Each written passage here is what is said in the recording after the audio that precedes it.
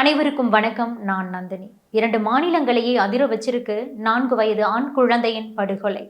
பெற்ற மகனையே கொன்றதா பெங்களூருவை சேர்ந்த இளம் பெண் தொழில் அதிபர் ஒருத்தங்க கைது செய்யப்பட்டிருக்காங்க. அவங்க கிட்ட நடத்தப்பட்டு வரும் விசாரணையில பல திடுக்கிடும் தகவல்களும் வெளியாகி இருக்கு. அதை பற்றி தான் நம்ம இப்போ விரிவா பார்க்க போறோம். பெங்களூருவை சேர்ந்த சுஷானா சேத் தன்னுடைய 4 வயது மகனோட சனிக்கிழமை அன்னைக்கு வடக்கு கோவாவில் இருக்கிற காண்டோலிம் அப்படிங்கிற இடத்துல சோல் பேனியன் கிராண்டே அப்படிங்கிற ஒரு சொகுசு அப்பார்ட்மெண்ட்க்கு போயிட்டு ரூம் எடுத்து தங்கியிருந்திருக்காங்க. நேற்று முன்தினம் அந்த ரூமை விட்டு காலி பண்ணியிருக்காங்க. பிறகு ஹோட்டல் நிர்வாகத்தினருடைய உதவியோடு பெங்களூருவுக்கு டாக்ஸி ஒன்றையும் புக் பண்ணியிருக்காங்க. ஆனால் காரில் பயணம் செய்தால் 12 மணி நேரம் ஆகும், ஃப்ளைட்டில் போகக்கூடாதா அப்படின்னு சொல்லிட்டு கேட்டிருக்காங்க. 1.5 மணி நேரத்தில் நீங்கள் ஃப்ளைட்டில் புக் பண்ணிங்கன்னா போயிடலாம், நாங்கள் ஃப்ளைட்டே புக் பண்ணி தரோம் அப்படின்னு சொல்லிட்டு ஹோட்டல் நிர்வாகத்தினர் கேட்டிருக்காங்க. ஆனால் அதற்கு சுஷானா சேத் மறுப்பு தெரிவிச்சிருக்காங்க. நான் டாக்ஸியில் தான் போவேன் அப்படின்ட்டு பிடிவாதமாக சொல்லிட்டாங்களாம். இதுக்கப்புறமா தான் அந்த ஹோட்டல் நிர்வாகத்தினரே என்ன பண்ணியிருக்காங்கன்னா, சரி டாக்ஸியை நாங்கள் புக் பண்ணுறோம்னு சொல்லிட்டு டாக்ஸியும் புக் பண்ணி கொடுத்துருக்காங்க. உடனடியாக அந்த பெண் ஹோட்டலை விட்டு கிளம்பிட்டாங்க. பிறகு அவங்க இருந்த ரூமை சுத்தம் பண்ணுறதுக்காக பணியாளர்கள் உள்ளே போயிருக்காங்க. அந்த நேரத்தில் தான் அங்கிருந்த டவல் மற்றும் அந்த அறை சுவர்களில் ரத்தக்கரை படிந்திருந்ததை பார்த்துட்டு அலறி அடிச்சுட்டு ஓடி வந்திருக்காங்க. இதுக்கப்புறம் தான் போலீஸாருக்கு தகவலே கொடுக்கப்பட்டிருக்கு. போலீசார் ஹோட்டலுக்கு விரைந்து வந்து விசாரணையை மேற்கொண்டு இருக்காங்க. அப்போது அந்த பெண்ணுக்கு ஹோட்டல் நிர்வாகம் கால் டாக்ஸியை வந்து புக் பண்ணி கொடுத்தாங்க அப்படிங்கிறது தெரிய வந்திருக்கு. ஹோட்டல்ல இருந்து புறப்பட்டு காரில் போயிட்டு இருந்த சுஷானா சேத்க்கு ஃபோன் பண்ணி உங்களோட மகன் எங்கே அப்படின்னு சொல்லிட்டு போலீஸார் கேட்டிருக்காங்க. அதுக்கு என்னுடைய நண்பர் வீட்டில் நான் விட்டுட்டு வந்துட்டேன் அப்படின்னு சொல்லிட்டு ஒரு அட்ரஸையும் கொடுத்துருக்காங்க. ஆனால் அந்த அட்ரஸில் போய் விசாரித்த போது தான் அப்படி ஒரு அட்ரஸே இல்லை அப்படிங்கிறது தெரிய வந்திருக்கு. இதுக்கு பிறகுதான் டாக்ஸி டிரைவர் பிரதீப் குமாரை தொடர்பு கொண்டு போலீஸார் பேசியிருக்காங்க. சுஷானா அந்த காரில் தான் உட்காந்துட்டு இருக்கிறாங்க அப்படிங்கிறதுனால சந்தேகம் வராத மாதிரி டிரைவர் கிட்ட கொங்கணி மொழியில் காவல் ஆய்வாளர் நாயக் பேசியிருக்காரு. அப்போது கார் கர்நாடகா மாநிலம் சித்ரதுர்காவுக்கு பக்கத்தில் வந்துட்டு இருந்திருக்கு.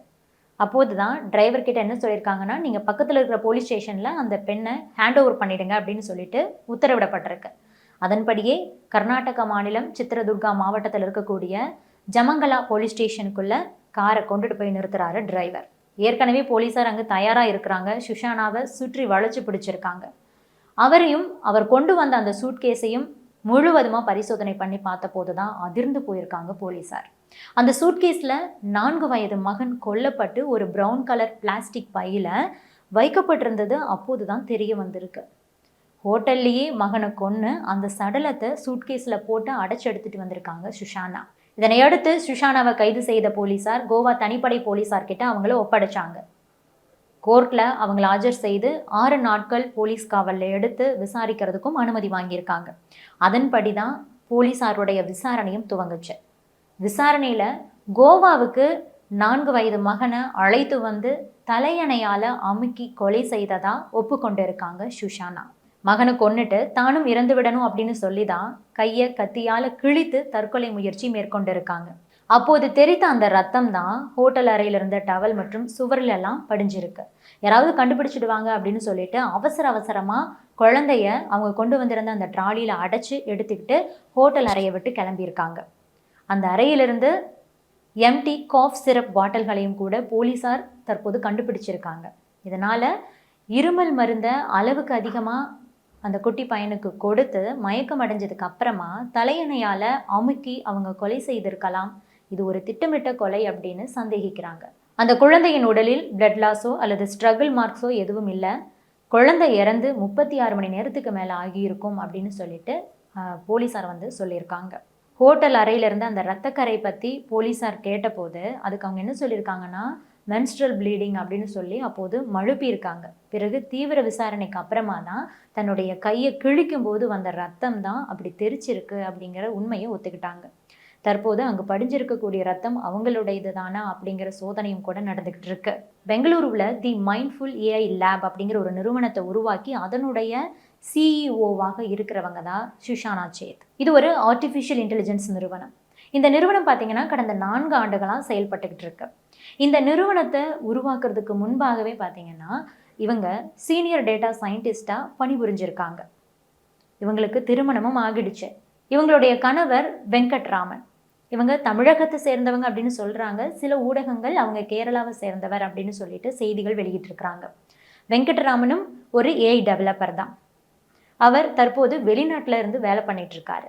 கடந்த 2006ஆம் ஆண்டு பெங்களூருவில் இருக்கிற ராமன் ரிசர்ச் இன்ஸ்டியூட்டில் வெங்கடராமனும் சுஷானா சேத் இவங்க 2 பேரும் பிஹெச்டி பண்ணும்போது தான் 2 பேருக்கும் பழக்கம் ஏற்பட்டு காதல் திருமணம் பண்ணிக்கிட்டாங்களாம்.